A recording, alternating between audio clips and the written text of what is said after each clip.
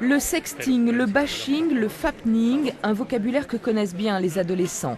Ce sont de nouvelles pratiques liées à Internet et connotées sexuellement. On parle ici de publication de photos intimes, d'images personnelles volées ou de dénigrement sur les réseaux sociaux. Un cyberharcèlement qui peut parfois conduire à de graves dépressions, voire au suicide de la jeune victime.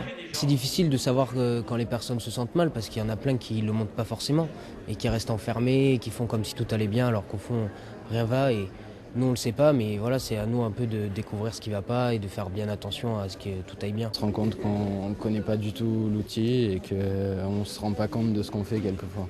La gendarmerie a mis en place des contre-feux qui s'appuient sur la prévention, comme ici au lycée de Blanquefort. L'environnement familial plutôt privilégié n'empêche pas la délinquance numérique.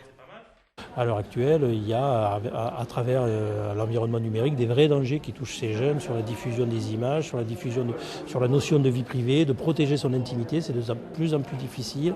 Comment exister sans se dénuder? Vraiment, j'ai pris les photos les plus sombres.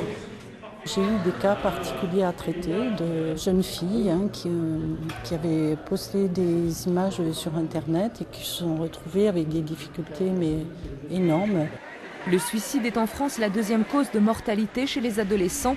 Le cyberharcèlement pourrait bien devenir un facteur déclencheur important du passage à l'acte.